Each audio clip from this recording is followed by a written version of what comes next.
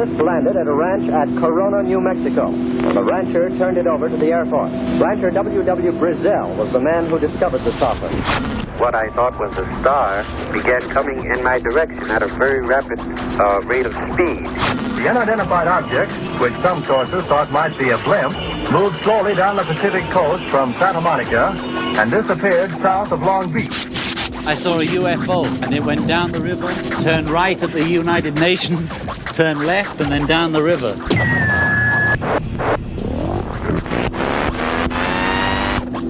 UFO Classified. UFO Classified. No more plausible deniability. Fact, fiction, or the truth. You decide. And now, the new voice of the high desert, the hostess of UFO Classified, Erica Lukes. Well, happy Fantopia Friday, my friends. I'm Erica Lukes. Always happy to be here, and I'm really sorry to tell some of you who are back east that it was 70 plus degrees today. All the trees are in bloom. It is gorgeous. All the flowers are coming up. I hope that all of you are safe back there with all of the snowstorms, but we're really enjoying life here in Utah. I am going to be making my debut next Sunday at 8 o'clock. So if you are around the TV, I've got a new show that I am fortunate enough to be on the American History Channel. And that show is called UFOs, The Lost Evidence. That show also features John Greenwald, Richard Dolan, Nick Pope, just to name a few people that will be on the show. We're really excited about it. I will keep posting updates about that and news on UFO Classified on Facebook. I'm on Instagram, and you can always go to UFOclassified.com to read updates on research and where I'll be going next for my speaking engagements, which in 2 weeks I'll be in Texas, in Edinburgh, at the festival there. So if you're down in Texas and you want to join me, that would be wonderful. My guest next week is the one and only Nick Redfern. We are going to be talking about his new endeavors and the Collins Elite, which I'm excited about, and I've been going down that rabbit hole as of late. But speaking of going down rabbit holes and taking on an adventure that is just absolutely out of the ordinary, my guest tonight has done that, and he has also directed an award-winning film, many films. He's an international filmmaker. He's a visual artist, a composer, which we know since we've got that musician kinship. I'm totally going to dig talking to him. But Frank Jacob went on a journey, and he has done a film that is so beautiful. It's called Packing for Mars, and in it he interviews some of the leading researchers. They paint a picture of him, which he's going to talk about a little bit more. He has won awards with this wonderful film, including the EBE Award last year at the Open Minds UFO Congress. And I'm sorry we couldn't meet each other this year at UFO Congress, but Frank, welcome to the show, and thanks for coming here. And you're over in Germany. I'm very jealous. Great to be here. Thanks a lot for having me on the show. It's great to connect with you, Erica. Oh, finally. I know, I'm really excited. Thank you for reaching out to me, and I think that your work is stunning. I can only imagine what your musical talents have in store for us. What kind of music do you like? I like really a lot. I don't really like to single it into a type or category. I just like music that seems real or authentic in a way. Music that feels like it's not really made for strictly commercial purposes, but actually made because the artist really felt the need to make it and express themselves. And then you can hear kind of, I think, a little bit more of that authenticity in those kinds of artists. So it can be, but I like a lot of electronic music, and I like music with really great drumming and progressive music. And I also like good pop music, Like Justin Bieber. I don't know about that, but Well, I just had to throw that out. I had a thanks. I nice one. have to say, I kind of like Bieber. What can I say? I shouldn't admit it publicly, especially on a radio show, but here you go. It's been a long week, but I have to say I love electronica, and for me, writing music as well. I mean, that's what I kind of gravitated towards when I'm writing music. I love it. Well, I didn't realize that you were a musician until recently. I was just looking on some of the posts on your Facebook, so that's great. Yeah, it is. In fact, I've taken a little break for a while, but now I think I'm going to get my musical mojo on again and start doing some of that. Because when you have that in your blood, you miss it when you don't do it. It's like repressing an important part of you. You know, that's a very good way to put it, because there have been many phases of my life where I've tried to just walk away from certain things. And for a while it was music. And then I just somehow realized that I just couldn't. It's a part of me, and it's a part of the way I express myself. So it just didn't seem reasonable to permanently stop that or close that door. And I just found a way to kind of reintegrate it. So for me, you know, music is now very much more part of a fuller expression, which ties in visuals as well. And isn't that, I was just going to say that for you to have all of those talents, and they do tie in together. And when you can really get something where you're making a beautiful piece of music, you're composing that music and setting it to something stunning visually, it's a really cool and empowering feeling. Yeah, it really is. And I know that when I'm working on film and I'm editing, I always need to have some music to work to cut to, because it just adds.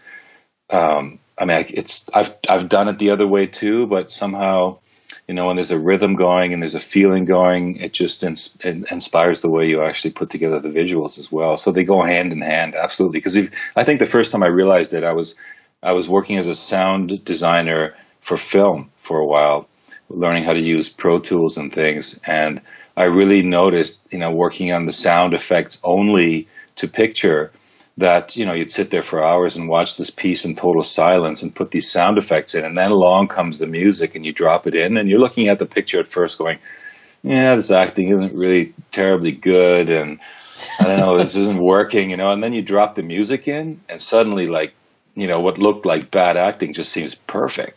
And it really, I'll never forget how it affected me. And ever since then I realized, okay, music and film, they just, you know, they don't work together. They only work unless they work together. And isn't that interesting? And I hope some of the actors out there aren't listening and think, well, maybe my acting skills aren't that good. Thank goodness for music. Well, you know, a dry delivery on silence is one thing, you know, because you have to interpret only the voice. But if you put the dry delivery over top of some emotional music, you've created a new dynamic. It's another mix. And I think this is what happens with pictures and music. And you're absolutely right. I think to me, when I listen to music, or you're at a concert, or you're just putting something on and you're trying to rejuvenate, it can be the most powerful thing in the world. I mean, music truly can unite people. And I believe that from the bottom of my heart. It's like you can listen to something and feel something inside of you, and it doesn't matter where you're from or what political orientation you have. I mean, it truly is unifying, and it's powerful. And so is film as well. So how cool. How old were you when you got started in all of this? In music, I think I was, actually probably got into it late. I think I started when I was about 13 or 14. And I started on a saxophone, and, you know, playing a sax in school at that age. At some point, I was thinking, well, okay, a saxophone's kind of limited. So I wanted to do more music and cooler stuff, and sax just seemed to be not that cool anymore. And then I got into drumming, and that opened up a whole new sort of level of music for me, and introduced me to many more different musical styles. And that went on for many years, and I even went on tour with bands and tried to even create my own, tried to make it as a musician, strictly as a musician professionally for a long time before I actually then got into film. But, the funny thing is I started all of this when I took a film course in high school. I was thinking, this is really cool. I want to make films. But there just weren't really that many opportunities in the area that I was in to get into that kind of a media. So music seemed like the first step. I thought, okay, I'll become a rich superstar in the music business, and then I'll just sort of step over into making films. It's easy, right? And of course, it didn't actually go that way. As we often think things will when we're young, and then they change. But I never let go of trying to manifest the idea of making films. And that sort of began later when computers became more prevalent, more accessible, and I kind of mastered the idea, like the mixing of music and recording of music on various computer platforms. And eventually then the digital world embraced videos and film. And so then for me, having cut audio waves, suddenly I was able to cut video waves, film waves, and stuff, like visuals on the screen in front of me. So it was a natural progression then to integrate the two. So that's kind of how it evolved. And many years go by when you do these things, and you just keep practicing and keep trying. And I never really thought I was going to be making Packing for Mars when I first started either. And that is beautiful, and it really highlights all of your talents. And what a wonderful, that must have been so amazing for you to actually see when you got done with the editing and just sat back and you watched that. That must have been a really proud moment for you. It really was. And I think that the project actually arose out of me wanting to do something which incorporated all of the different skills that I'd picked up over the years. And I was working at a network, and as an editor, as a video editor. And I kept trying to get into, some kind of a show or produce some kind of a show. And it wasn't, it was just taking too long. And so I figured, okay, well, I'm just going to do it myself. And I was looking for something to do a film. But I'd done a few smaller documentaries, and I'd done, like I said, live visuals, which is a whole other ballgame as well. I mean, you think cutting film is difficult, but when you're in front of a live audience and you've got thousands of film clips to pick from at the moment, and you're trying to make it look cool and into the beat live, and there's like lots of room for error, computers can crash. That was really nerve-wracking for quite a while. Oh my gosh, how fun though. Fun, and talk about an adrenaline rush. Yes, they call it the king's discipline, because really you have to have your wits about you, because it's just totally on the fly. And I was really interested in something that I sort of called live visuals, or live cinema. And because I'd seen some of the sort of the moving wallpaper approaches in Europe, that was pretty big for a while. And you go to these clubs and they've got some cool patterns spinning on the walls, or if you're dancing and there's just some spinning stuff or moving stuff, and that's cool, and it's done really well. But I thought, why not take the cinema and come up with a story and play that story on the walls. I mean, it's going to have to be silent film, because let's face it, you're competing with massive boom boxes of music going on, so people aren't really going to listen to words. So, but you can use interesting other ways to create dialogue, such as text overs, and you can just sort of still tell us a lot of the story without having to actually have dialogue. So I spent a good few years sort of developing this live cinema thing, actually filming scenes with actors and putting together little short video loops and then playing them live, in sort of like a big performance. That is so cool. I mean, and I think that people are probably wondering, this is a show about UFOs. How does this equate? But I think that it's important to understand that we're reaching people, and we have the opportunity to reach people through the visual, through this medium. And that's really powerful. And then with music, and I think that Packing for Mars was such a beautiful example of that, and how we can really touch people in this way. And it's important. Thank you very much for saying that. Yeah, I mean, that was it. The thing, it's all a series of progressive stages. And at some point, I just knew that when I decided to do a project like this, before I even connected with Tanya Maidenford and stuff, and the whole bigger picture began to emerge, I knew that it was important to take the level of information that was coming out in the genre of UFOs and exopolitics and what to another level, because most of the stuff, unfortunately, that you were being exposed to was badly produced YouTube videos and things. and they, lose credibility. People are expected to see they expect to see a certain standard of production, and they think sort of there's a subconscious message that if it isn't at this higher level of production, then it can't be real. So, the way around that is to really produce something which is very slick and nicely produced and surpasses that barrier, so that the information is taken much more seriously. That Absolutely. That was sort of the impetus for getting into making this film in the first place. And I think that we have an older generation in this, and I think that they don't understand the importance of empowering a younger generation or exciting a younger generation. And that's why, when you go to all these conferences, you see the average age group is, 60 plus. And that's wonderful. But if we don't encourage younger people and we don't give them something visually appealing, then this work won't be carried on. And so I think it's important for us to do that. That's right. That's absolutely right. I love it. And so, okay, so you have not had a UFO sighting, right? Well, nothing like where something landed in front of me or anybody got out. Nothing like that spectacular. But I have in the last year, there was a few times where I had an experience where something moved over me, and it was definitely not a natural. Not like a star or something, or like a falling star or whatever, in the area now in Bavaria, that I thought was definitely something which I would classify as a UFO experience. At the time, I was also sort of interested in and I'd taken a weekend seminar with a group that has been developing telepathic communication with extraterrestrials, and I'd had kind of a profound experience at that seminar.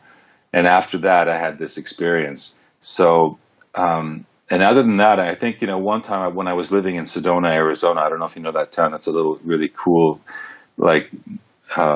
mountain town in Arizona. With lots of vortex and portals. And I would love to go there. And it's interesting. I just have to throw this in. My father is a really amazing painter. And he did a series of paintings of Sedona. So it's cool. Really? It's a connection for me. I've never been there, but it's just it sounds like a beautiful place. Yeah, well, it's sort of like the Washington, D.C. of destiny. You have a lot of really crazy people there. Anything from tarot card readers living on the land to major sculptors that are, and you can go to there's a small brewery in the middle of town, and you're sitting around the fireplace talking about astrophysicists and UFOs, and then someone walks up and reads your destiny on tarot cards. It's really crazy. I think I better move there. That sounds good. It sounds better than Utah. Yeah, more exciting. A lot of people go there and they move. They think they're just going to pass through on a vacation, and they go and they fall in love with it, go home, sell everything, and return there and live there. So it's that kind of a place. But I was in that place as well for a few years. And one night I was in the back of a canyon, and I looked over across the valley due west, and there was this light that was sort of hovering there, and it slowly sank down and disappeared. So that was also something which couldn't really be explained because there was no roads or light sources in the area. So, but that's about the sum of it. It wasn't like anything like you see in some of the amazing pictures and evidence that are turning up now all around the globe. But I'm very much of a believer, because when I was 12 years old, I'd come across a book that had been put together about a Swiss man called Billy Meyer, who had had experiences with connecting with a being from the Pleiades called Semjazi. And he had some pretty bizarre materials, and there was a group of Americans that went over there, also some Japanese, and they studied and analyzed the materials and the photographic evidence, and they were not able to determine one way or the other. They couldn't say it was a fake, and of course, they weren't really going to say it was real, but they said it's definitely not something which necessarily could be reproduced here. So that for me was like, I was convinced that these things are real. So I've always been a believer, but of course it's like, I've never had God speak into my ear yet. So, well, give it time.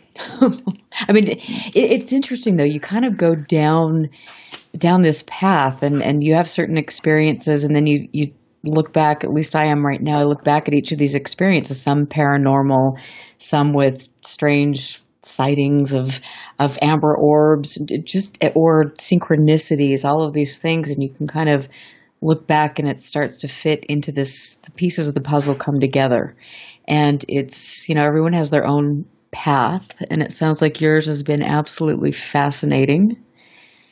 But I think that's at the end of the day, I don't know if we're ever going to be able to figure out what we're dealing with. And I think that we're dealing with a lot of different things, but as long as we can enjoy the ride and try to better our lives, I think that's all we can really hope for. And that's a pretty good thing. Well, you're right. And I think that's important, is that people just sort of have a non-judgmental attitude toward it. And allow the information to be there from the perspective of a social phenomena, and we cannot discount what is happening around the planet. I mean, Jose Escamillo, when we interviewed him, he was saying there are so many sightings going around the planet now every day that if they were to actually document them and put them up on CNN News, you'd think there's literally an invasion going on the planet. So it's happening, and it's all around us. And the phenomena in itself, what is going on, is something very, very fascinating. And it's really important, I think, to document. I mean, when I saw Richard Dolan giving a talk very early before I ever made the film, I was impressed by his way of just saying, look, this has to be documented. This is part of our human history, and somebody needs to do it. And his way of doing it, of course, was to publish and write excellent books. But I think, in our case, our desire was to put it, of course, into the film medium, because it's something which I think needs to be, just kind of put on the historical record. Of course, Packing for Mars is a little bit more crazy and down the rabbit hole than most documentaries or films would go. But that's good. I mean, it's a great ride, and I think it's important. And I think that, like you say, it's about documenting this experience, because it is very real. I mean, we don't know what we're dealing with. It affects our lives. It sometimes can affect our health, and it's something that we need to just sit back and learn about, but also keep kind of one foot grounded. Because sometimes it can take you away, if you know what I mean. Absolutely. Well, it's the fine line between the left brain logic and the right brain intuition that we have to walk here. We have to, learn to use discernment in order to just not find ourselves lost in some, woo-woo land. Yet at the same time, we have to really allow ourselves to open up to it, because we're not going to have the experiences if we're too stern and too focused on pure logic, which Absolutely. I think is kind of I sort of came up with the realization that logic is, maybe it's like a, I don't know if you followed any of David Icke's work, and it's interesting. He really takes the reptilian thing very far. Well, yes, we're going to talk about that really quick. We're going to go to break, because I want to talk about that a bit more. I'm Erica Lukes here with Frank Jacob. We are going to be right back. Stand by. This is UFO Classified with Erica Lukes. Erica Lukes. The phone lines are open now at 702-425-9230. That's 702-425-9230. Worldwide callers use Skype name KCOR Radio. More UFO Classified. UFO Classified with Erica Lukes on the KCOR Digital Radio Network. After this. Monday nights are about to become hauntingly good, as Reverend Sean Whittington possesses the airwaves with Vegas Supernatural. Vegas Supernatural. Tune in every Monday at 5 p.m. Pacific, 8 p.m. Eastern for Vegas Supernatural, exclusively on the KCOR Digital Radio Network. There's a war raging between good and evil. The question is, which side are you fighting on? Tune in Monday nights as Reverend Sean Whittington sets the new standard for paranormal radio with some of the most influential personalities in the world today. Vegas Supernatural, hosted by Reverend Sean Whittington, every Monday night at 5 p.m. Pacific, 8 p.m. Eastern, exclusively on the KCOR Digital Radio Network. The one show even the devil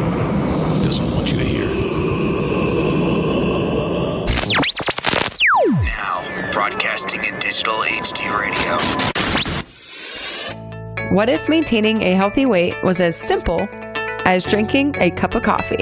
With Valentis coffee, it's that easy. Harvested from the world's most pristine coffee farms and packed with the purest ingredients on earth, Valentis takes losing weight to a completely new level. At Valentis, we believe everyone deserves a chance to be healthy and fit. It's pure, natural, healthy, and delicious. Click the Valentis Healthiest Coffee banner on the KCOR Digital Radio Network website and take the Weight Loss Guarantee Challenge. Valentis Coffee, simply the world's healthiest coffee. Each week, join Patrick Phillips as he takes you inside Hollywood. In-depth celebrity interviews, the very latest entertainment news, and more. Patrick Phillips hosts Pop Culture Tonight. Join me Thursdays at 1 p.m. right here on the KCOR Digital Radio Network. This week in pop culture history. This week in 1950, actor William H. Macy was born in Miami, Florida. TV drama T.J. Hooker premieres on ABC Network starring William Shatner in 1982. Actress Susan Hayward dies of brain cancer at age 56 in 1975. And this week in 1992, Donna Summer got her star on Hollywood's Walk of Fame. America's favorite radio station just keeps getting better. Hello, people. Aaron Hunter here, host of the show Real Paranormal Activity, where we tell the true stories of the paranormal from people like you. We also interview authors, mediums, psychics, and investigators as we dive headfirst into the murky waters of the paranormal. We discuss subject matter such as orbs, shadow people, paganism, the occult, and the demonic. Join me on Mondays at 7 p.m. Pacific, 10 p.m. Eastern, here at KCOR Digital Radio Network.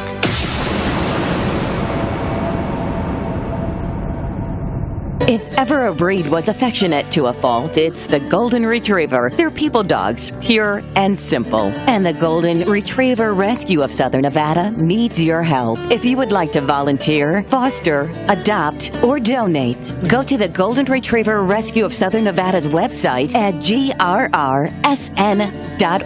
That's grrsn.org. Or call 598-GOLD. That's 598-GOLD. You're listening to UFO Classified with Erica Lukes, where the truth isn't hidden beneath the black lines of a Sharpie. That's the craziest thing I've ever heard. To be on with Erica, call 702-425-9230. That's 702-425-9230. Worldwide callers use Skype name KCOR Radio. Radio contact. Share your thoughts on the show on Twitter by using hashtag KCOR. Or head over to the live chats at KCORradio.com. The audience goes nuts. And now, your host of UFO Classified. Are you ready? Erica Lukes. Erica Lukes. Welcome back. Of course, you know the way I roll on Friday nights, and I'm always cutting my guests off at the best possible time when they've got all of this dramatic stuff to talk about. So I am here tonight with Frank Jacob, who's joining me from Bavaria, Germany, and he is an award-winning international filmmaker, visual artist, director, composer. His film Packing for Mars is what we're talking about. But we were talking about, before we went to break, David Icke and some of the reptilian stuff. I mean, what a way to cut it off before break. Well, David Icke's a very interesting character, and I'm not saying or suggesting that we leaned on his material for the making of this film, but it's funny. I mean, I have an interesting little connection to him in a way. I mean, he was actually at my house in Sedona for dinner one night many years ago. Right after he published The Truth and the Truth Shall Set You Free. But his development of this reptilian thing and the reptilian mind led me to a thought recently that a lot of society has become dependent on using logic. You know, we were just talking about how you need to walk this fine line between logic and intuition, and the intuitive side of our brain is in conflict in a lot of ways with the way society has been set up and structured. So we end up with this society which requires, a logical solution, easily explainable scientific way of looking at things. But, the thought struck me that it was just, hey, maybe this is some kind of a reptilian programming. This is a reptilian mindset that was sort of programmed into our DNA, and we've become overly reliant upon it, so that we, unfortunately, the price for it, and I think it all has its place in the development and evolution of humanity, no doubt. So it's all good in a way, but at the point we're at right now, maybe it's time to switch away from this sort of a logic-oriented thinking strictly, and to move much more into a heart-centric way of thinking about things because our heart often tells us if something is real, and our heart can speak to our brain, because our heart actually has its own little brain. We found out in some of the films that we were doing that the heart has a brain, and the heart can actually synchronize with the human brain. And so maybe the next evolutionary leap for us is to make that synchronization, and that will open us up to a lot more experiences and a lot more perceptions that we would normally discount at the current way of, the current modus operandi of society. And that's really beautiful. But I honestly think the more I research things, sometimes you go to bed at night and you're so confused. You could have these conflicting thoughts. Okay, is all of this just a bunch of nonsense? Are these people complete lunatics, or is there some rationality? Is there truly, are there people working that are dumbing down society, that are brainwashing us? I have to wonder. And taking away our intuitive abilities, our natural gifts for their own diabolical purposes. And I lean that way, because you just I don't even wonder anymore. I sort of made that decision a while back that I was just recently thinking about how I came over to Europe to sort of turn away from a lot of this, what's now been termed the deep state. That's like, now people are seeing the tip of the iceberg. They're going, oh my God, there really is sort of like seems to be like a deep state running things in the background that we never really knew about. But I read a lot of material that influenced me earlier in my life that made me conclude that it was. But it brought a lot of confusion and stress into my life. So when I left the United States, I kind of figured, that's it. I'm done with this stuff. I'm just going to become normal. I'm going to go over here into Europe and just sort of, nobody knows me, so I'm going to start over. And I tried to be normal for quite a few years, and I just found that, sure enough, sooner or later, it wasn't working. I wasn't very good at it, because I was seeing a lot of things going on in the world that were clearly explainable if I expanded my model of consciousness to embrace the idea that there was always this sort of other layer going on. And eventually I just sort of got back, I just had to get back into it and see things the way I think they really are. And it's really, I think, a conscious decision that we have to make as individuals, where we're willing to cross that line. We're willing to say, okay, look, there must be more to it than we're being told in the school systems. There must be more than we're being sold on the news networks, and the films that we're seeing around us and stuff. They might actually be telling us something about reality, which we are just being kept away from, simply because we're being steered away from these things, because they are allowing other people to sort of take our power away from us. And so this really inspired me. And I agree wholeheartedly. I've just watched, granted, I'm as addicted to my iPhone or the internet as anybody else, and I find a lot of it really useful. But it's amazing how, when you spend time all day, every day on your computer, on Facebook, you become a completely different person, and you don't have the ability to connect with somebody or to be empathetic to another human being or another creature. And I think it's sad how much we're losing as a society. Well, yes, this is true. On the one hand, these social platforms open up the communication abilities which we never had before. And I'm very happy that because of Facebook, I was able to reconnect with a lot of old school friends and things like that have, we've all split and gone off into the world, and whoa, now we found a way to find ourselves again. That's great. That's cool. But it's just the over reliance on these tools that, and that has become, it's led us, I think, into kind of a much more superficial way of viewing the universe. People now will just Google something really quick. They'll go, I'll Google it, and then they find some Google explanation, which is only one little perspective. But like anything that you really want to research, you need to really immerse yourself into it, which might mean you actually have to pick up a book with pages that you turn and read. I can remember sitting in silence for hours, listening to just music.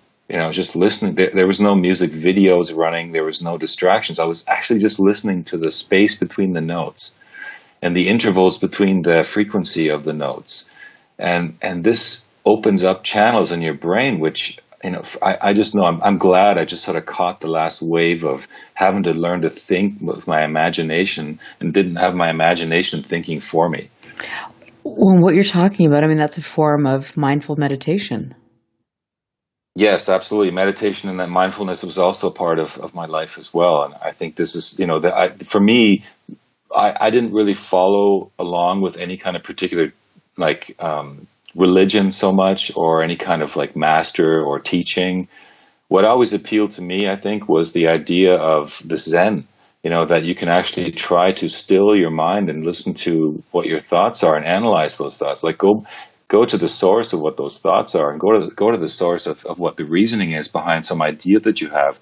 And if you do that well enough, you can actually find out that a lot of your thinking is flawed and a lot of your ideas are flawed because they're traced back to some event or some person or some incident which triggered something in you, and you incorporated it in, and maybe it embedded itself into your way of thinking. And then you began to make the next decisions in your life with this new element of your consciousness steering you somewhat. And then you find out that later, many years later, that whole thinking idea that and sort of inserted itself into your consciousness was wrong. And then you have to realize, oh, okay, that means that everything else I've kind of thought of and judged and filtered since then might not be quite exactly what I thought it was either. So that's what I'm into. I'm into that kind of a meditation. Oh, it's wonderful. I love meditation, and I know that when I actually practice it regularly, that the benefits for me are absolutely amazing. In fact, I actually have quite curious things happen around me as far as the paranormal type stuff. It's cool. It really does. I think it's important, and I think more people should do that. And I'm talking mostly to myself right now because I think I'm going through one of those phases in my life where that would be good to really do some self-reflection and pay attention to things, pay attention to what my body is telling me, pay attention to what everything around me is telling me. And we don't do that very often anymore. No, I think it's still, it exists and people do it, but it's not really something which is easy to find. Because there's so much noise going on around us, it's more and more difficult to really find that thread. If you look at a lot of people say the millennials are sort of people that are kind of lost in this overload of information. They don't really know. They want to do something to change the world, but they don't really know what to do because there seems to be too many options. Maybe it's sometimes better to have less options, or just to sort of limit yourself a little bit to an idea. And nothing better than making a film. I can say to any one of your listeners, if you're having that situation in your life, just make a film. You'll find out pretty quickly how you have to focus and narrow down your perspective in order to get it done. Because you're trying to limit it to time, and you got people out there and information out there, and you have to make sense of it. That's quite an exercise. So you did, you were the director for Packing for Mars. You wrote that, produced it. Did you write the music as well? I actually did. Oh, wow. Yeah, I was telling you earlier, it was at a point in my life where I thought I need to do sort of the complete expression for me personally, like my master's degree, that puts in everything that I can do into one project. And that was the start of the whole thing, and I was, and at the same time, like I was saying, I was getting back out of this normal mindset, and I was thinking, okay, I'd like to tiptoe my way back in. And one of the things that I encountered was this thing called exopolitics, which I'm sure you've heard of. And it's really this study of like and there's something specifically related to it called disclosure, the disclosure movement, which I had completely, I didn't pay attention, but it began emerging somewhere around 2006 or 2005, I believe, and it was the idea that people that were trusted in society, like the ex-former defense minister of Canada, Paul Hellyer, saying that there's extraterrestrials and he knows it, and they're just as real as the airplanes flying in the sky, and astronauts and pilots and radar operators and people that are put into places of trust in our society coming forward with the demand for the governments to release this information. And that when I reopened myself to this alternative world, that was one of the first things that was there, but I didn't have a thread yet.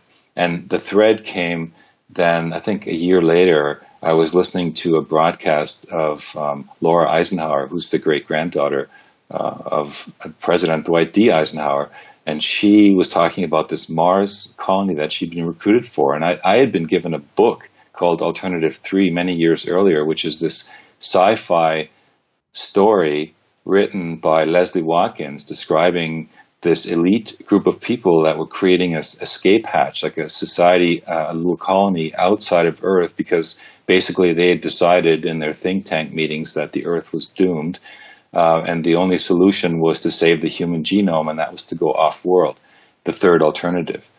And I just thought, okay, it's a great sci-fi, and it reads really well. It doesn't read like a sci-fi. You think you're reading a documented true story. And it's based upon a 1970s and 1977 British television program, also also called Alternative 3, but it was put out by a show called The Science Report, which is historically in its history was a factual science show that used as its last show a mockumentary, and they made this their story. And it was so convincing that tens of thousands of people.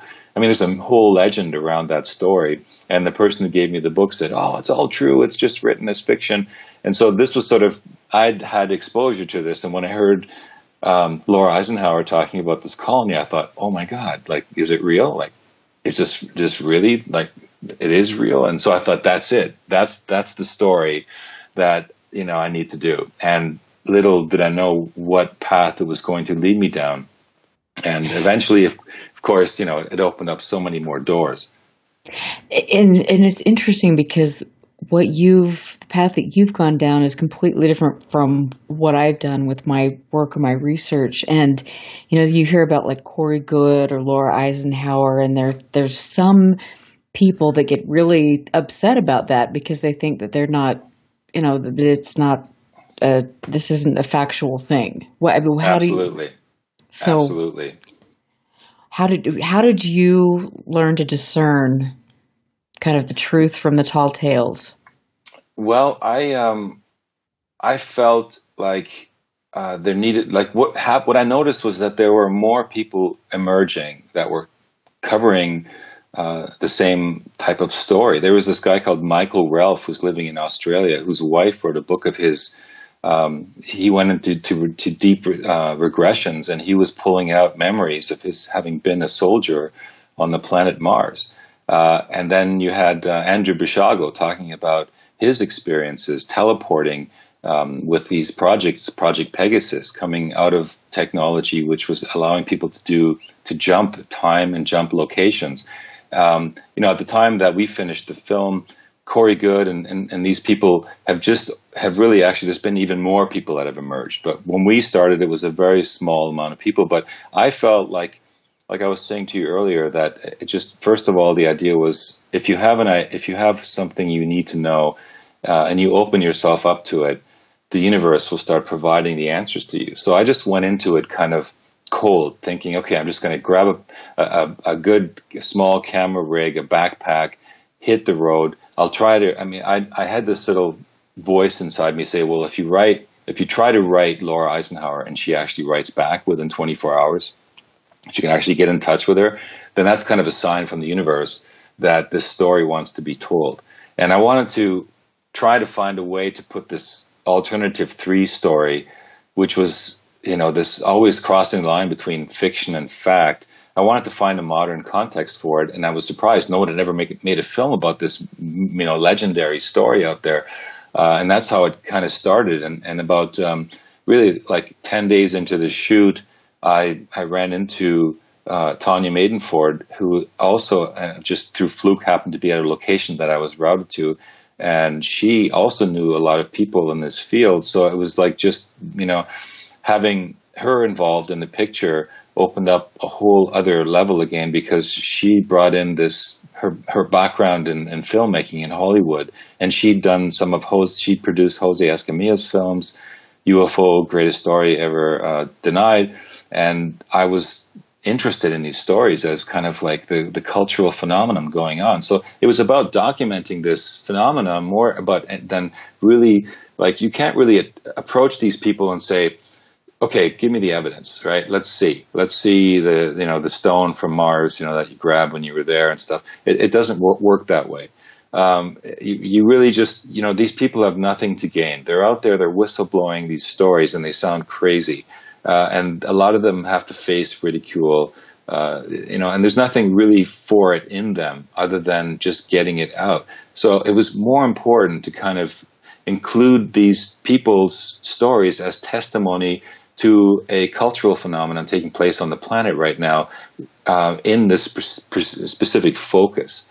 So it was just getting the stories documented, almost like a time capsule. Whether it's true and what's true and how much of it is true, I think will come out, and also speaks to itself when you follow a thread. One person tells you one crazy story, but then if you listen to part of it and then you talk to another person, you find correlations to the story. And that just seems uncanny, that there would be so many kind of dots being connected by people that didn't really know each other. We didn't even tell people that were in the film necessarily. We didn't want to share everything, the big picture, with everybody, because it causes people to start thinking different about how they're going to answer things. We just wanted to hear the raw story and let the story come through. And I felt that if I'm sitting across somebody, it's one thing to hear a radio show, and someone's telling you something and it's far out. But it's another thing to actually make the effort, travel 15,000 miles, grab a camera, sit there 2 feet in front of them, looking into their eyes, listening to their voice. And as a musician, I'm sure you can relate to this. When you hear someone's voice, you can kind of feel a certain authenticity or something about it that isn't right or is right. And I was relying on that compass and that idea that if you come up close to somebody and you tell them to tell your story, without censoring it, without judging it, and try to pose interesting questions and try to make them explain it to you like you're like a little kid who wants to hear the story. It's an amazing experience, and something really powerful emerges. And I will say that I completely agree with you, because for researching and interviewing witnesses and just having really unusual encounters with people in small towns or just the most unique places, it really kind of, it breaks down barriers. And I can think of, in particular, when we were just a few weeks ago, we were out in the Arizona desert we were doing a field research project, and there was no one around, but we looked up on the bluff and there was a man sitting there and he was watching us. And it was a little unnerving at first. And I think my research partners, we kind of said, okay, who is that? What is he doing? And as we got up to move, he got up to move, and then he'd stop. And this happened for about 20 minutes. And finally I went up and approached him and spoke with him. And the conversation I had with him was so beautiful. And it was like it was the right thing at the right moment. And it wasn't what I was expecting. But here you are out in the middle of nowhere, just in this remote place where you haven't seen anybody. And this conversation takes place. It's a beautiful thing. Yes, yeah, absolutely. And that was a very important part of the filmmaking process, is to have these people that were whistleblowers recounting their stories. And the other part, of course, you have to, we tried to supplement it, of course, with a balanced approach, which include also the researchers, the people that have done work researching in these kind of fringe areas, to find the thread that relates to all of that. And there also needed to be kind of a spiritual element to it, because one of the things that happens to anybody who enters into this crazy terrain is that they begin to have, you know, some spiritual, some issues internally that you know, kind of shake them up, because it's confronting a certain aspect of reality which for the most part remains hidden for most people living on the planet until they open themselves up to it. So what happens is something called cognitive dissonance. And that is that it's a psychological term that describes the situation when somebody confronted with something that's truthful, that shatters their paradigm of knowledge, is forced to decide whether to adopt the true picture of the reality, or to stay in the comfort of the ignorance which he shares or she shares with all of their family or friends or society members around them. Many people will choose to ignore the truth and stay embedded in the fiction just because it's convenient and it's easier. It's a lot tougher to embrace these ideas and go through the change and accept what happens to your reality around you. So a lot of people refuse to go these directions simply for that. And a film like this, of course, and a film like this is kind of like a tool for people to tiptoe their way into that without getting hurt, because in the end, you know, maybe they're just all crazy, you know.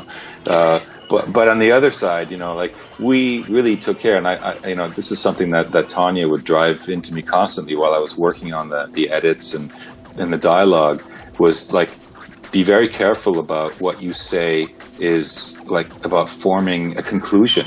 Yes. And I think a lot of and that's good. And of course, I've got to just cut you off right there, because there goes the music right at a good part. Are we there? Okay. We are there, and we will be back. If you go to packingformarsmovie.com, then you can find out all about this beautiful movie that we're talking about. I'm Erica Lukes here with Frank Jacob. We will be back in a moment. Listen very carefully. This is Houston. Say again, please. Houston, we've had a problem. This is UFO Classified, live every Friday night, 4 p.m. Pacific, 7 p.m. Eastern, exclusively on the KCOR Digital Radio Network. The truth is out there, just waiting to be discovered. And now, if you will, accompany me on a journey to the future. For more information on the host of UFO Classified, Erica Lukes, upcoming guests, as well as links to the past shows, visit her website at UFOclassified.com. UFO Classified. UFO Classified. This is KCOR Las Vegas, home of the Digital Radio Network, broadcasting from a shack just south of Area 51. Wait, that doesn't exist. This is the KCOR Digital Radio Network. Now for the news. Broadcasting in digital HD radio. The disc landed at a ranch at Corona, New Mexico. The rancher turned it over to the Air Force. Rancher W.W. Brazil was the man who discovered the saucer. What I thought was a star began coming in my direction at a very rapid rate of speed. The unidentified object, which some sources thought might be a blimp, moved slowly down the Pacific coast from Santa Monica and disappeared south of Long Beach. I saw a UFO, and it went down the river, turned right at the United Nations, turned left, and then down the river.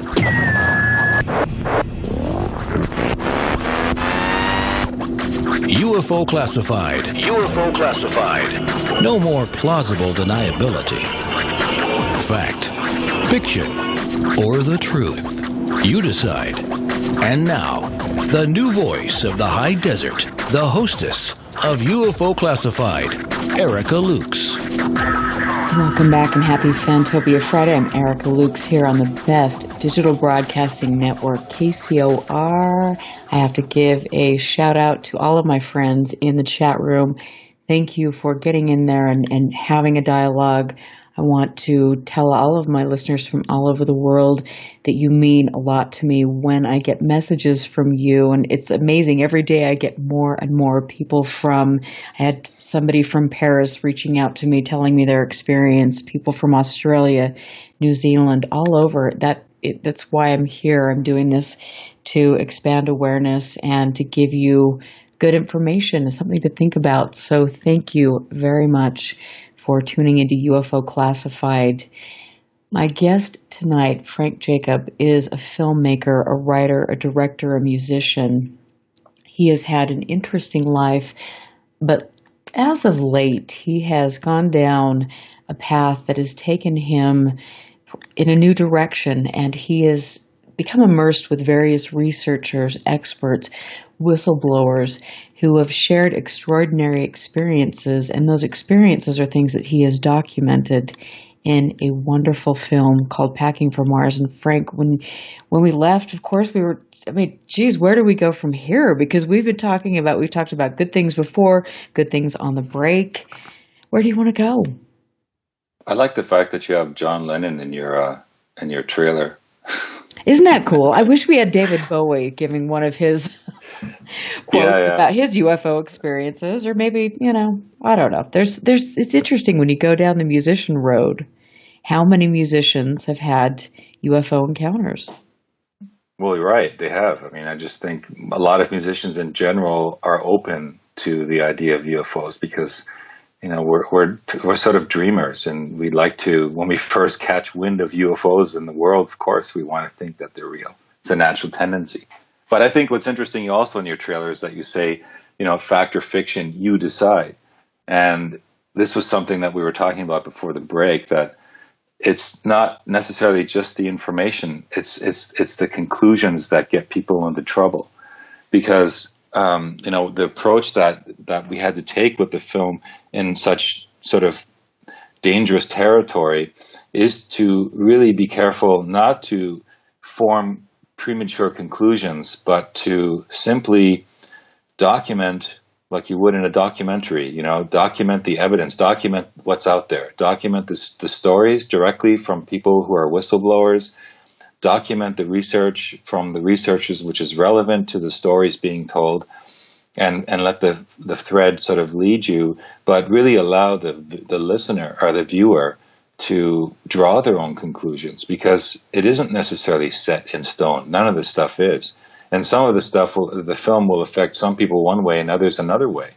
And I think that whenever you allow people the open door to sort of go back out and say, okay, well, I don't know if I'm going to follow this, if this is real or not, you're really opening the film up and the information up to a wider audience that is being given permission to draw their own conclusions or to not draw any conclusions. This is, I think, something very, very important in the field of not just filmmaking, but in ufology and disclosure in general. Maybe a lot of the bickering and infighting and things that goes on in these scenes, which is sort of an element of human nature, would be less intense if people were to just sort of realize, hey, we're all kind of blind and dumb anyway. We're living on the back of an elephant butt in the darkness and thinking we know the entire world, But we're just groping for straws, and we should be helping each other put this stuff out there on a great big tapestry and not cling to whether we have the absolute truth or not. Oh, amen. It's really true. I look at the dysfunction in this field, and I think the bottom line is it all is just about ego. Somebody has to get in there because they need to be right, and they need to debunk something, or they need to tear somebody down, or this or that. And there's not a lot of people who are really truly willing to work together and to break down their bias, to put away their bias, there's a lot of bias in this field, and that's unfortunate. It does nothing for us. No, it doesn't anything. And it's almost like there's whether you embrace the idea of this elite group of people who are steering society or not. I think that you have to sort of, at some point, you'll be confronted with having to allow this idea into your perspective. And there's definitely going to have to be room for not just people who are necessarily ignorant about something saying things because they're wrong. There's actually also the possibility that there's distinctive, deliberate manipulation going on by individuals who enter a scene and throw disinformation into it just so that they can create a problem, and so that the people within the scene can begin conflicting with each other, and that's just a perfect distraction. The more that we stay distracted with this conflict, the less time, the longer it'll take for us to finally come, to get a better, clearer picture of what's going on. And that's exactly it. When I first got into this, I had no clue that, I honestly thought that everybody was doing this for a pure motive, and especially larger organizations and prominent researchers in the field. And much to my dismay, that wasn't the case. Luckily I learned that lesson quickly. But I have to wonder, are some of these organizations and prominent researchers, are they really just they're just pawns in a disinformation game? Yes, absolutely. And you have to wonder, and you just have to. I remember the first time when I was earlier in my life doing research, I found out that with respect to UFOs, once the UFOs began to be seen and cited more around starting in the late 40s, then there was the first reports about them in magazines and in newspapers. And as soon as the first the authentic UFO magazines began to be published, the CIA published, I think, 40 of their own UFO magazines, just so that they wouldn't be left out of the scene, and that they could actually then drop into the scene UFO magazines, which were, completely fabricated and completely full of junk stories, so that it made this element of ridicule be more profound, so that people that were having real experiences would be afraid because it was so ridiculous. The whole notion of embracing the idea of UFOs was at some point became very, very, very, very fear-oriented and very ridicule-oriented, where if you look back to the early days of that information, it was very innocent and open-minded, and people were, I think, ready to embrace it. And then it changed and got dark and got weird. That's, I think, a really interesting thing to note. And it is interesting, as I have kind of stepped back and I've looked at some of the different organizations and the different personal conflicts they've had, and then you see people, I honestly, this is like one of those things, I go to bed at night and say, is it just that this field attracts people that are looking for something, that are just, I don't even know how to say it without insulting people, because that's not what I'm trying to do, because I'm here as well. But I think that, is it that, or are there real disinformation agents at play? And I honestly think there are. And I think that they have infiltrated big organizations, and they are definitely steering the sentiment of this. And you have to ask yourself, after 50 years of data collecting and supposed research, what have we done at the end of the day? Nothing. Very good point. Exactly. We're not really any further along. You would think, even with all this data, that we would have much more information that was bona fide, solidified, and clearly identified than we do. Right. And to me, I have to say as well, it's like we're taking people who are genuinely interested and have valuable insight into this subject, and we're just pushing them. We're pushing them in a direction where they're spinning their wheels. And it's like they're more concerned with, increasing membership in a chapter, or they're more concerned with solving a single case and then putting it away, when that's not where we should be going collectively. And right. You wonder if that's mismanagement, or you wonder if that is deliberate. No, I believe it's deliberate. It's just like human nature. Just look at science, right? There's so many scientists who are researching. They're groping for the research monies, and they want to get the money so that they can develop their ideas. So they'll fabricate evidence. It's no secret that scientists, we base our whole educational system on modern science, that these scientists are fabricating and falsifying evidence and information and their findings simply to get grant money. And they'll push out other researchers who don't have the same, lack of integrity, who might have actually better information to go after. And so it's like, it doesn't matter really. I bet you'd find it in pretty much any field in society. So why should the ufology field or the disclosure field be any different? There's going to be people in there that are just out to cause problems and just distort things and to keep things and out of the mainstream. And the mainstream is, you know, completely indoctrinated into one perspective, and they have to maintain that perspective. So they need to. I mean, it would almost be kind of foolish to think that this is kind of an info war in a way, you know. And there's going to be people that are maintaining their position. They're going to send out, like in any war, like, you know, spies into to the opposite camp who are going to friend themselves and get interested, like into the inner workings of an organization or of a particular group, just simply to pull information and find out what the other side's talking about. This is all normal human nature stuff. So we are not immune from it in the field such as this either. It's got to be there. And we just have to be aware of it. And it's almost okay to just kind of, but I don't have a problem with it personally. I just think it's, if you sort of look at it in an amusing way and, you know, kind of, you know, wink at everyone, you know, with the idea that, okay, you know, I mean, if you're real, you're real. If you're not, you're not. It's not going to stop me. And stay away from the this idea that you have to take a side, that you have to choose a particular milestone developed by somebody, and just, you know, use that as only just a stepping stone or a piece of the tapestry. It would be much easier. We'd be moving along much faster, I think. Absolutely, I agree. And you've had such fascinating encounters with people, and you've interviewed whistleblowers. Was there a particular whistleblower that really struck a chord in you?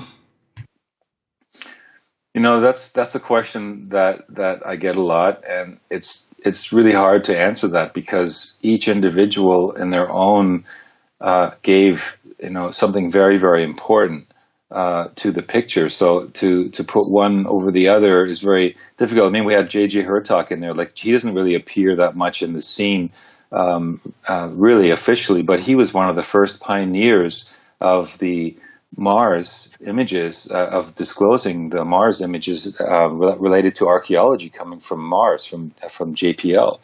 But he was virtually ignored, and he was ridiculed, and he disappeared, and many other people came after him, and, you know, the whole Face on Mars thing emerged. But JJ was there much longer and already had this information out there and was in touch with the inner workings of people at NASA and JPL. And so, you know, a guy like that was amazing to have in the film because he got a whole new perspective that tied in this whole archaeological aspect into what our history with Mars was. Well, at the same time, you had someone like, you know, like Richard Dolan. I love Richard Dolan and his work. I love his energy. I love his mind, and he has an excellent way of presenting, and he just has such a good, like, vibe that it just brings something really amazing into the film that sometimes you go down this dark avenue, you know, and like we're listening to stories of someone like Duncan O'Finian describing sort of a really like, you know, an MK Ultra victim in a way, somebody who was brought into this program and involved in top secret programs that led him actually to the surface of Mars. And it's a tragic story, and you're listening to it, and it's like, whoa, you know, this is intense. But then, you know, you turn on a dime and you're sitting in front of Richard, and Richard's kind of like flying through some pretty amazing information, and it's really an upbeat thing. So these people are all like little facets of it. It's hard to say, you know. We had the honor of meeting Ernst Zinkowski. He's a physicist in Germany. He's one of the few people alive, or he's not alive anymore, unfortunately. But when we talked to him, he was one of the last people that had actually met with Pellegrino Ernetti, who was the inventor of the chronovisor.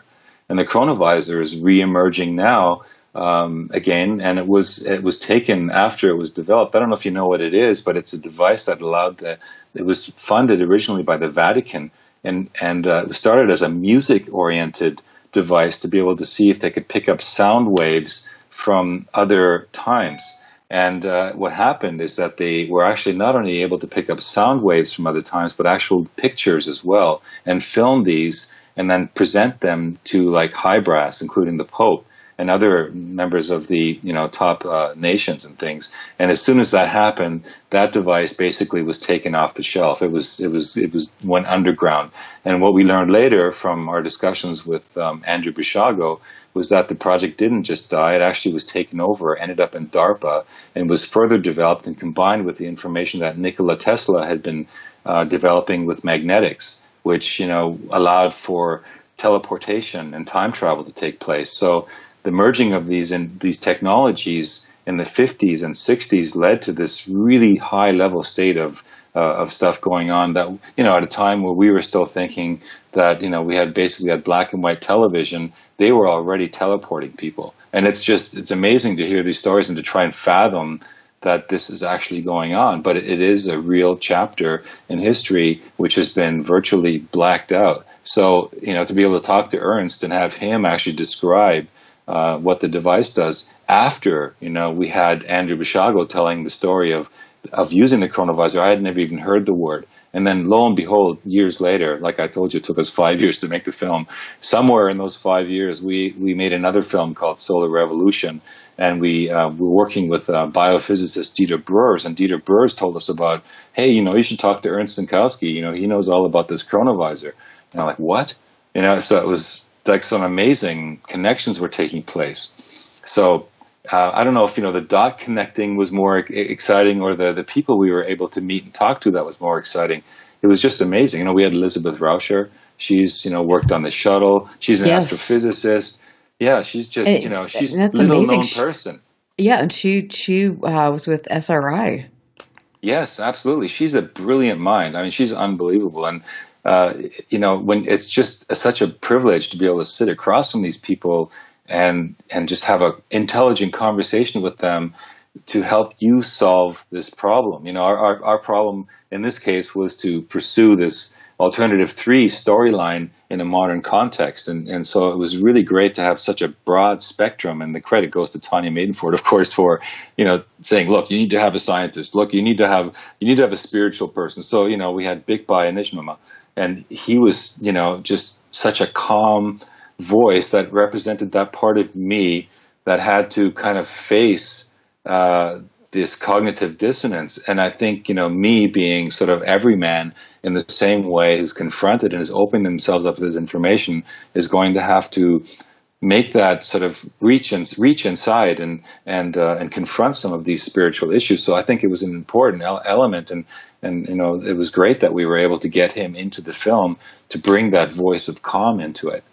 So yeah, I mean, and then Bill Ryan and Carrie Cassidy, they have a lot of friends and enemies across both spectrums, and it's funny, you see some of the chat rooms after the interviews like, oh, Carrie, as soon as I heard Project Chamalot, or whatever, and they're just like attacking, but come on, man, let's face it, Bill Ryan and Carrie Cassidy, they were like some of the early pioneers, and really did incredible groundwork opening up this area of whistleblowers way before anybody, really was, getting into it.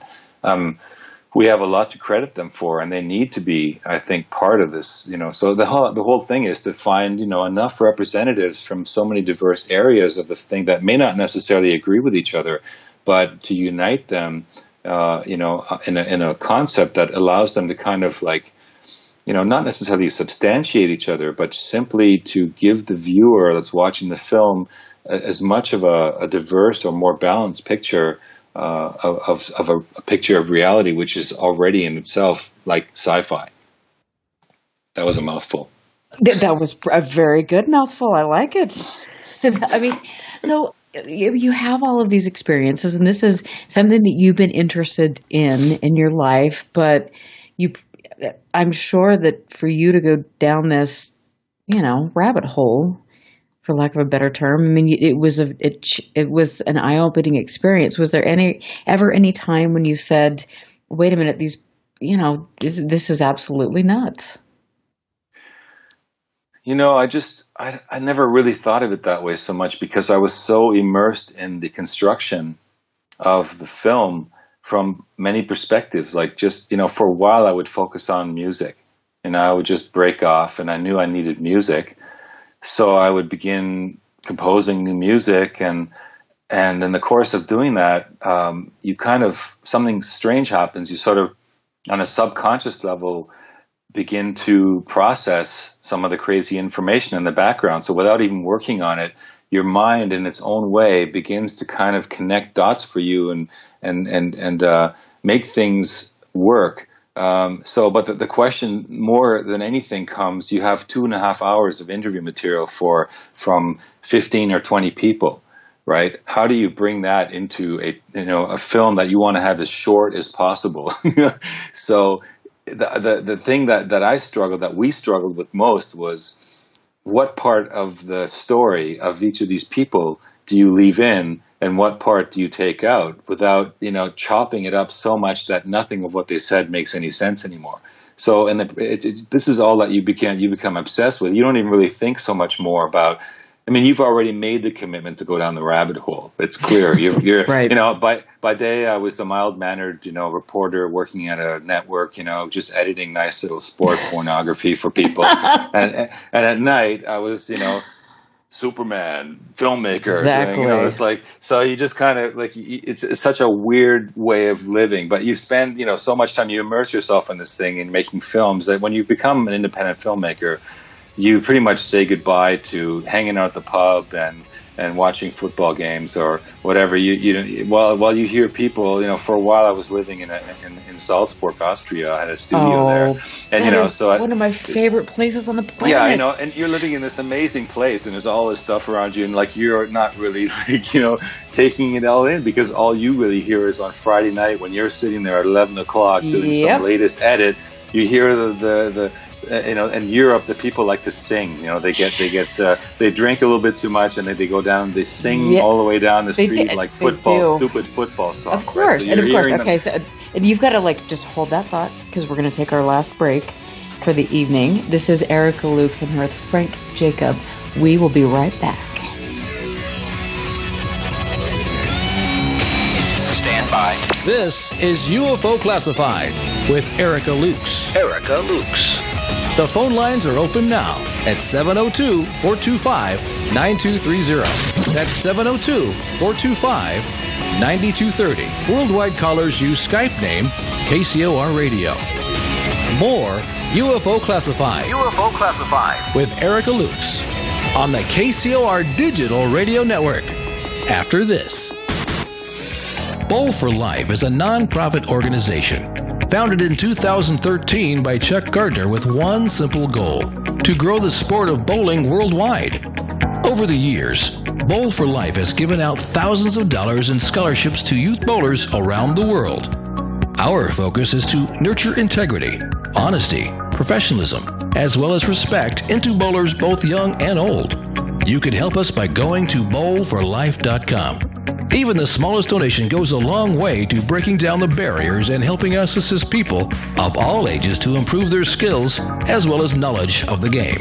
Bowl for Life is happy to be partnered with other great organizations like the Youth Education Services Fund, as well as the United States Bowling Congress, with many spectacular integrated events planned in the near future. To learn more, go to bowlforlife.com. That's bowlforlife.com. A boy born in Joplin, Missouri was fascinated by anything with wheels and a motor. The odds of him going on to fascinate millions with his talent? 1 in 260,000. The odds of this born racer having 157 career top 10 finishes in NASCAR? 1 in 125 billion. But every driver seeks the pinnacle of their achievements. The odds of him winning both the Daytona 500 and the Brickyard 400 in the same year? 1 in 195 million. The odds of a child being diagnosed with autism? 1 in 68. I'm NASCAR driver Jamie McMurray, and my niece has autism. Learn more at autismspeaks.org/signs. Early diagnosis can make a lifetime of difference. Brought to you by Autism Speaks and the Ad Council. This is the world-famous KCOR. That's the only station I listen to. Friday night, 9 p.m. Pacific. Jump onto the celestial highway and travel at the speed of light. Into hyperspace. Hyperspace. Hosted by Solaris Blue Raven. She navigates you through the cosmic tides of mysticism into the world of covert technology, UFOs, mystical sciences, and the world of unforeseen forces. You get to really sort of enjoy a bizarre ride. Listen live, Friday night, 9 p.m. Pacific. For Hyperspace. The one show that blows the whistle off our government black ops projects. Hyperspace. Hosted by Solaris Blue Raven. Exclusively on the KCOR Digital Radio Network. Want to take a ride?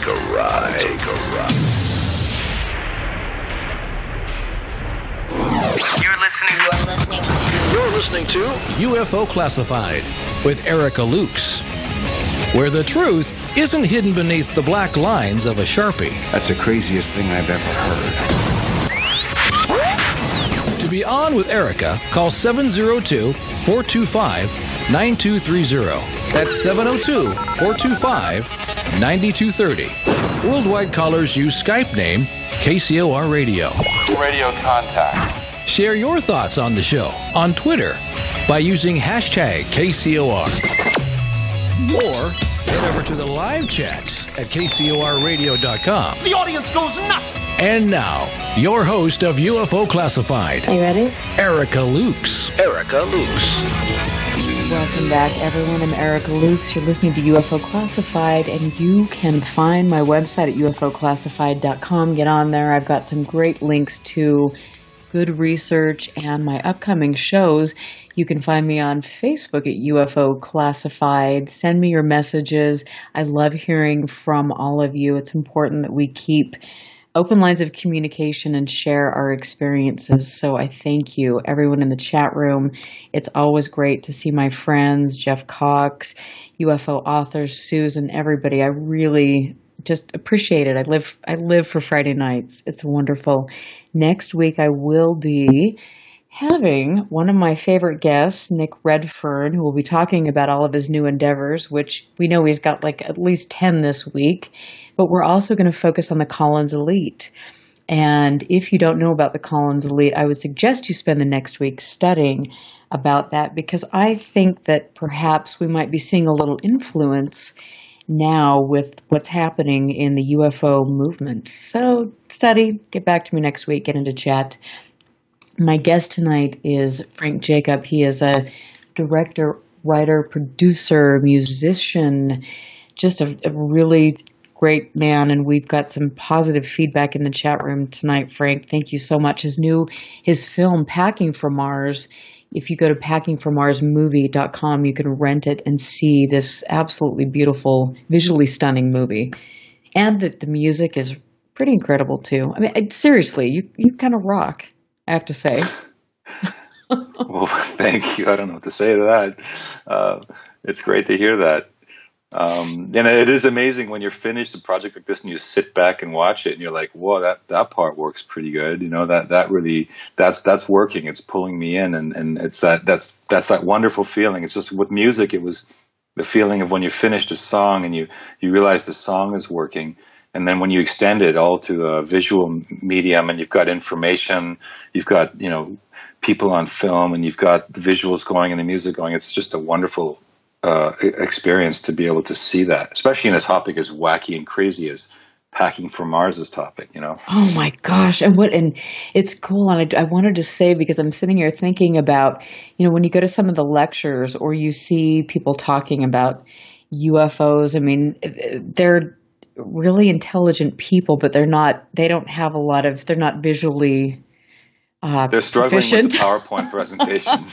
Well, I struggle with the PowerPoint, but I mean, I think that we miss out on the fact that the visual component is important.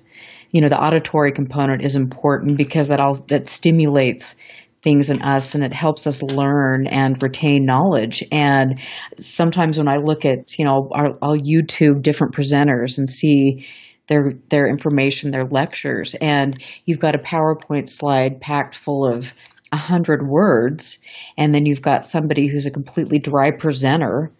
And no wonder we're not engaging people, because we don't have visually stimulating. We don't have something that catches you and brings you in.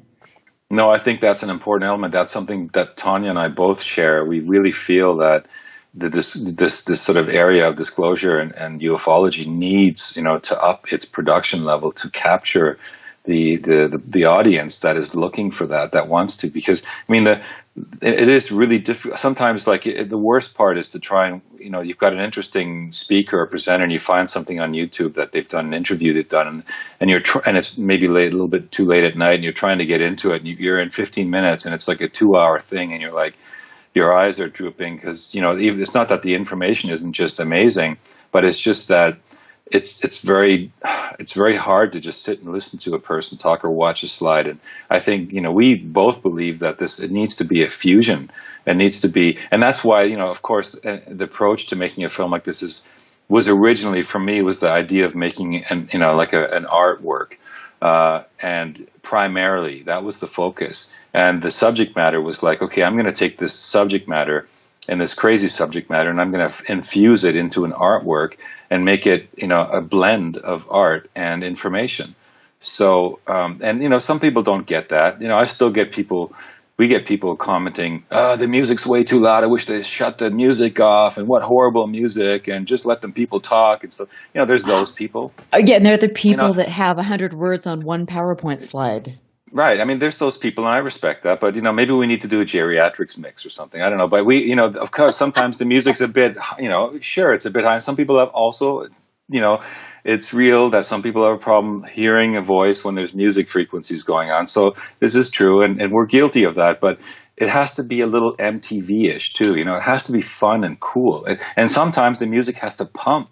Man, it's got to be like spoken word poetry over music. It's not just monologue. It's not just VO. It's the whole thing. It doesn't matter what he's saying anyway. Ultimately, none of this matters anyway. So, we all know, everything is fine and the universe is okay, and, nothing really matters. So we have to stop taking ourselves too seriously sometimes. And absolutely. And I did, sorry to cut you off, but I think we always have this debate with actually a handful of people. When MUFON came out with Hangar 1, there were so many people that were up in arms because the facts were distorted, and and I can understand that, because there were cases that were not reported factually, or there were cases that were put into the CMS and different things. And I think that we need to give a good balance of things, and we need to present things accurately. But I also think that people need to understand, especially the older generation, that we're not going to engage the younger people unless we are competing with what they deal with on a daily basis. Yeah, and I think that people there are a lot of people that can listen to music and hear. In today's society, you always hear these quirky people talking about how the teenagers of today are at the same time as texting, they're watching television, listening to the radio, and surfing the web. So clearly there is this sort of ability to now, it's arguable how deep they're taking the information in, but we all know it's going in. So when you're doing a film like our intention with this film was to try and embrace a little bit of that. There's text information on the screen, there's people talking, and there's music. And sometimes the visuals aren't necessarily related exactly to what somebody's saying, but in some strange way there is a connection. So, it's just it's finding that balance and trying out something new. And we definitely did that with this film. It's definitely much more adventurous in terms of documentary filmmaking than a lot of talking heads documentaries that are out there would be. So we're guilty of that. But at the same time, it's just one film, and it's just one piece, and it's something which I think belongs to the culture, and we believe it's needed out there in a very dry culture.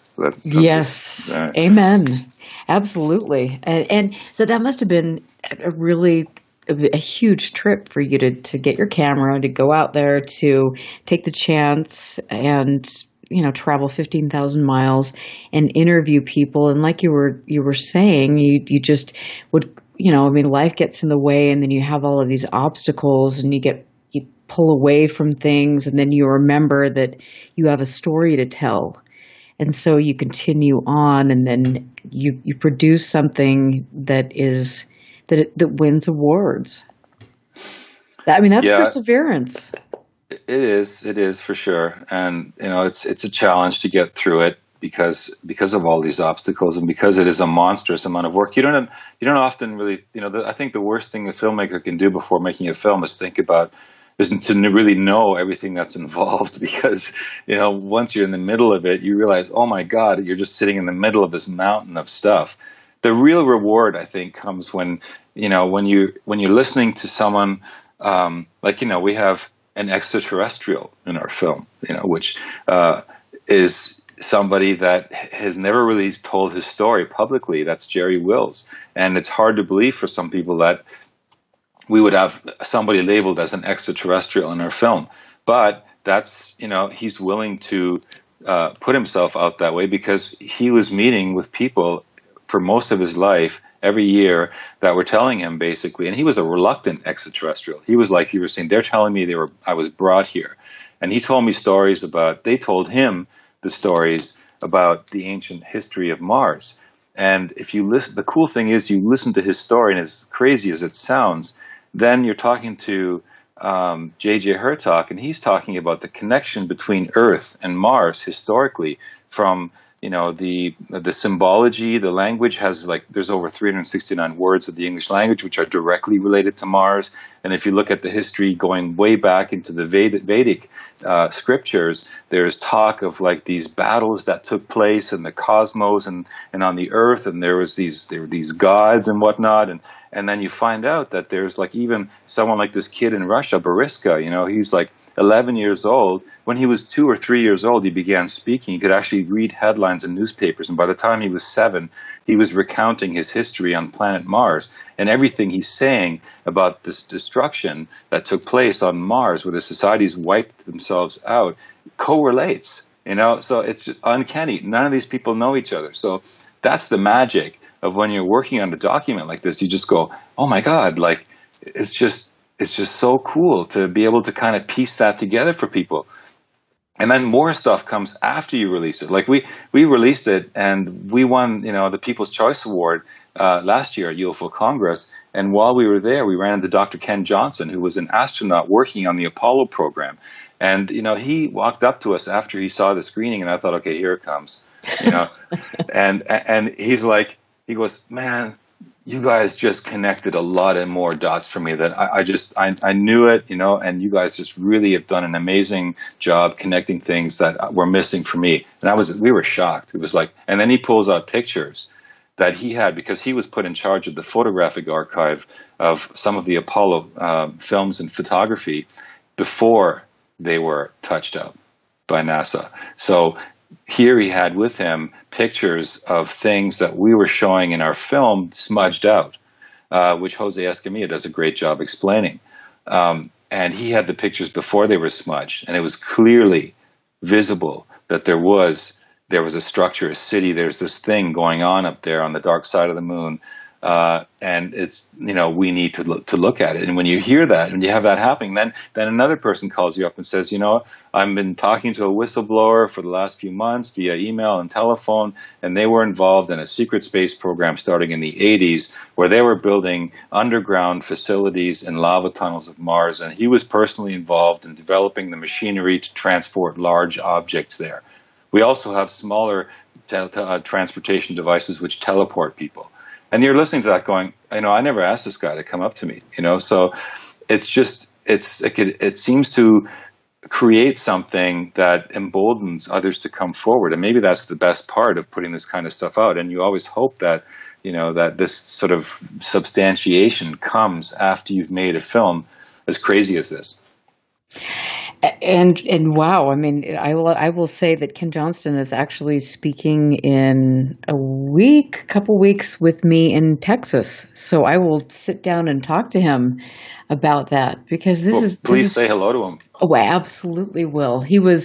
I met him at UFO Congress this year, and we actually had a little shindig in my suite, and we had him there and a few other people, and it was really interesting because to me, this is an aspect I have never really explored because I've been so focused on the amber spheres, whatever this is that's taking place, in here on Earth. And this is, to me, when I hear about the secret space program, I have to say my initial response is, really? We're right, of course. But you have heard so many things, and you've listened to so many different people talk about this who appear to have a lot of factual knowledge and to be very genuine. Yeah, right. I mean, the point always is, why would these people talk about this stuff? And the thing is, it ties back to, it goes all the way back to, well, I mean, okay, you could say it goes back thousands, maybe even millions of years, because you can find stone carvings in caves of UFOs. But in modern times, let's just say in the last 100 years, it really began to pick up around the time of when Germany rose to power during the Second World War, and the ET interaction seems to have commenced or taken on another level altogether at that point. And there's just too many stories out there that are continually repeating the same thing, that you have to take a closer look at it. And I keep always saying, like, it's just important. Like, there's so little records of this stuff out there. It's just so important to document this cultural phenomenon, because it's in our archive of humanity that's somewhere down the road. If we don't document this stuff and put it together, it'll be lost forever. But there's some incredible stories of things that happened right here in Bavaria, really within about a mile of where I am right this moment. That where someone called Maria Orsic, who was part of this Vril Society, was channeling blueprints via automatic writing for interdimensional devices to get to cross dimensions and open up the portal to other races, to bring forward and technology in for the Nazis. And of course, unfortunately, they were called the Vrillerinnen, as they would say in German, which means is a group of women. They all had super long hair. They were all beautiful, and they were all channels. And they were part of this group that were trying to open the gate for humans to travel into the stars. Unfortunately, they were also being watched and controlled by men. Unfortunately, I have to say that, because the men of our species tend to be more dominant and control-oriented. Well, that's a shocker. Oh yeah, isn't it? And then they began to use this see the ways to use this technology, of course, to military advantage. So they ended up building these, like this. You might have heard of the Bell, this Bell technology. And, yes. And and there's this whole mythology about the Nazis that went down to the Antarctic, and they had, they say that the Nazis were down in Antarctica and they set up Neuschwabenland, which is New Swabia. And they knew apparently where to go. And the stories that I've heard from people is that they actually were in touch with a very tall alien species, which told them exactly where to go, because apparently Antarctica isn't all a big ice block, but there's actually warm water areas, and you need to know how to get to them. So that's allegedly what happened. And they began developing these craft in this special fleet that Admiral Byrd encountered, many years later. There's a whole mythology about the Admiral Byrd encounters with flying saucers and a whole fleet of a technological power down in Antarctica, which, it's just unbelievable, all the directions that you go into when you get into this research. And we could make a film that's like 8 hours long. And of course, always the problem, how do you keep to your thread? Our storyline has to stay consistent. You have to follow a professional filmmaker standard. You don't want to just sort of blab on forever. You want to keep to the storyline. So you have to eliminate and cut out a lot of stuff. So we've learned a lot of things. But I can just say that simply of the stuff that we've learned since releasing the film, a lot of it is a more double and triple substantiation of the stories that are emerging in Packing for Mars. And I just will say that I'm completely stunned, and I just think that we could go so many different places, like you said. Yeah, sure. There's just a lot of territory there to cover. Just even recently, there's this guy called Dr. John Brandenburg who's made some discoveries about Mars and the fact that there appears to be two areas on the surface of Mars with higher levels of radiation. And that it's not just any radiation, it's a particular isotope, I think 129 xenon. And this isotope, this radioactive element, only comes into play when it comes to weapons. It doesn't happen naturally anywhere in nature. And if you look at the radioactive spectrum of pretty much any planet in our solar system, they're all identical, with one exception, Mars. Mars has this one isotope which is elevated, which indicates that there was not just not a natural nuclear explosion. There must have been a deliberate nuclear explosion, which can only mean one thing: bombs. And because there are no craters on Mars as evidence of a ground-based explosion, the theory would be that these things were done atmospherically above Mars. And it's interesting that the two of those areas were done directly over areas of Mars that are, let's just say, where the most evidence is found of an ancient civilization.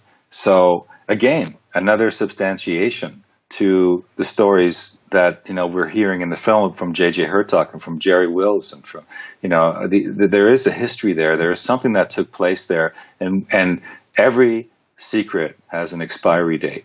And as much as the elite or the secret breakaway civilization, or however you want to call them, are trying to keep it from us, it's not going to be kept forever, because you might be able to keep it out of the media, you might be able to keep it out of print. Some of it gets into print and in the media, but it's quickly washed away with a bunch of other meaningless stuff, so no one takes it seriously. But there is one place where all this information is stored that all of us can access, and that is getting back to what I told you in the break, Michael Persinger, the neuroscientist we interviewed for Solar Revolution. He was telling us about the Earth's magnetosphere is capable of storing all of the resonant magnetic field resonance coming from every single human brain, which is to say that all of the thoughts, experiences, everything that every single individual on the Earth has ever had is stored in that magnetosphere. So they might be able to hide it from us everywhere else, but there is one place where they can't hide it from us, and that is in this magnetic. Think of it as the Akashic Record or the giant cloud computer. It's real. It exists, and it's scientifically provable. And Michael Persinger is on the cutting edge of proving that.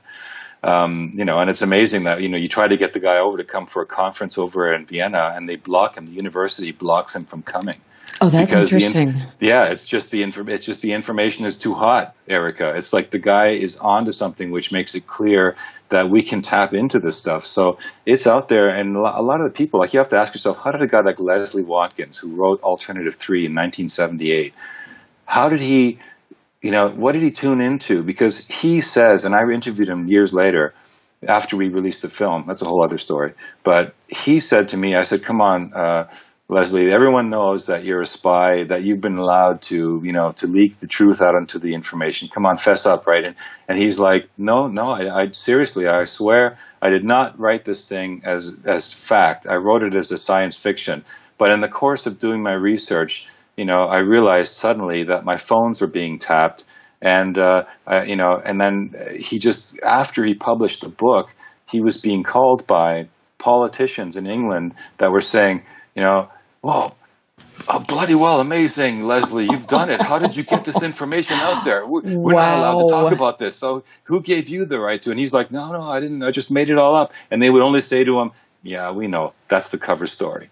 And even people, seriously. And then people like Mae Brussell, the American researcher who 2 weeks before Bobby Kennedy's assassination approached him with documents that proved that there was a plan to try and kill him. This is a kind of woman who was like a deep researcher who knows so many things and cross-references so many things and puts the pieces together. She got a hold of the book, and her quote, and you see it in our trailer, is, it's the most dangerous book in my collection. So where did that information come from? Exactly. Right? And I have where did to, that come from? And so we are getting ready for show close. Thank you so much for being here. But where can people find you next? Well, the best place, like you were saying, and thank you for mentioning it a few times, the website, www.packingformarsmovie.com is the best place to kind of follow where we're going.